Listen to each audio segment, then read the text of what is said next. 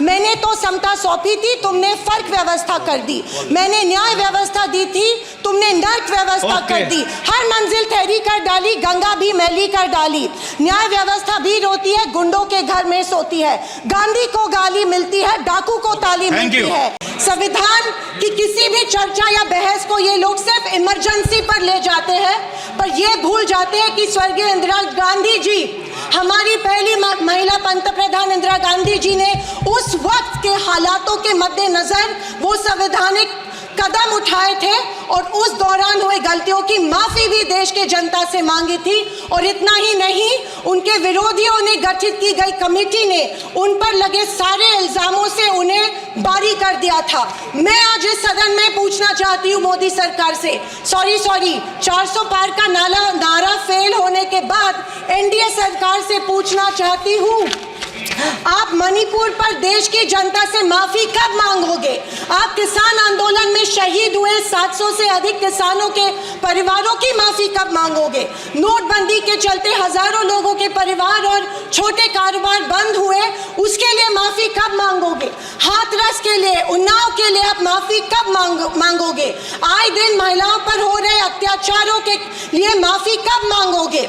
जो बदलापुर में मासूम बच्चों के ऊपर मोलेस्टेशन हुआ, उसके लिए आप कब माफी मांगोगे? जेल में बैठकर अपराधी मर्डर प्लॉट संरक्षण दे रहे हैं, उसके लिए आप कब माफी मांगोगे? खैर, ये इनकी हिस्ट्री रही है या इनके डीएनए में है कि माफी सिर्फ खुद को बचाने के लिए अथॉरिटी में बैठे लोगों से मांगते हैं, आम जनता से ये माफी नहीं मांगते हैं। सत्ताधारी पक्ष के संविधान पर दिए गए भाषण सुनकर हंसी आ रही थी और अचरज भी हो रहा था, क्योंकि जो लोग इस देश में संविधान स्थापित होने के बाद हर पल संविधान को कोसते रहते हैं और हमेशा इस संविधान के विरोधी रहे हैं, उन्हीं को आज संविधान के गुणगान करते देख मन में प्रसन्नता हो रही है और संविधान के प्रति मेरी निष्ठा द्विगुणित हो रही है, क्योंकि ये एहसास हो रहा था कितने ही पहाड़ बना लो, सच के आगे आखिर झुकना ही पड़ता है। तिरंगा को माना नहीं था। उन्होंने कहा था कि 3 अंक अशुभ होता है, तो क्या ब्रह्मा विष्णु महेश अशुभ है?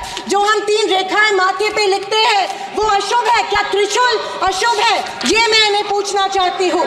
वर्ष 1993 में श्वेत पत्र में संविधान को कचरे का ढेर करार दिया था।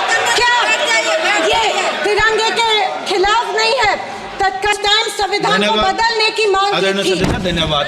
महिलाओं को हमेशा पुरुषों से कमजोर समझती है, महिलाओं को पुरुषों से कमजोर समझती है।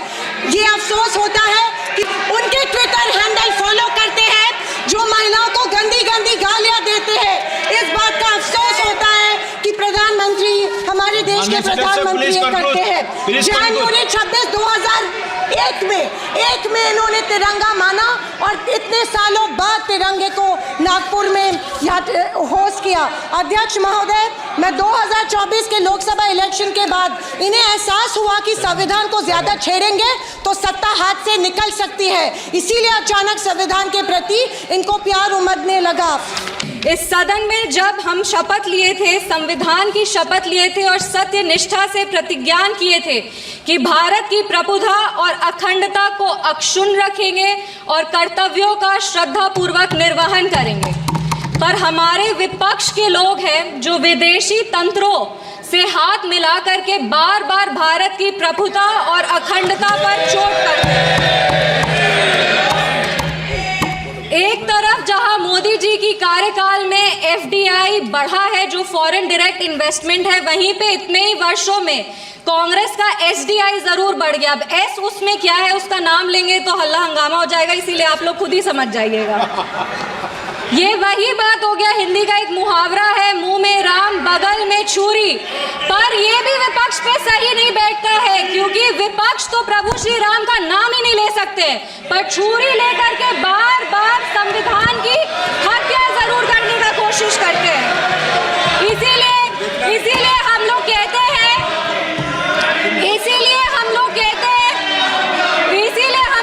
हैं कि संविधान नेता के हाथ में नहीं, संविधान नेता के दिल में होना चाहिए। एक उदाहरण देते हैं, 2008 में इसी सदन में ट्रस्ट वोट के लिए कैश फॉर वोट स्कैम किया गया था और लोकतंत्र का गला घोटने का कोशिश किया गया था। इमरजेंसी में जिस तरह से संविधान का चीरहरण हुआ था वो हम सब ने देखा था। और हम तो बिहार की बेटी हैं।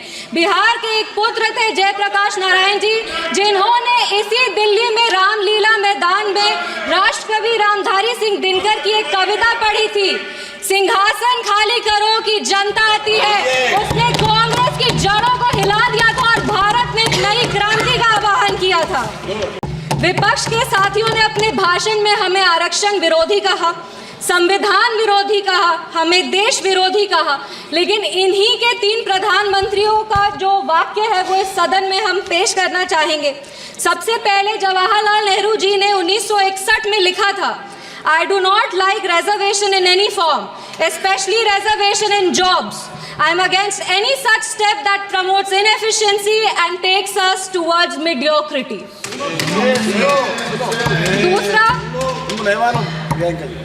दूसरा इंदिरा गांधी जी ने, नीरज चौधरी जी की एक किताब थी हाउ प्राइम मिनिस्टर डिसाइड्स, उसमें उन्होंने कहा था अपने तब के लॉ मिनिस्टर शिव शंकर जी को कि एक ऐसा ATR तैयार कीजिए कि सांप भी मर जाए और लाठी भी न टूटे। ये मंडल कमीशन के रिपोर्ट पे उन्होंने कहा था।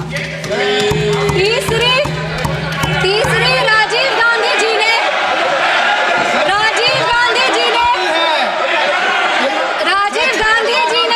एक इंटरव्यू में आलोक मेहता को कहा था मार्च 1985 में, नो प्रमोशन ऑफ।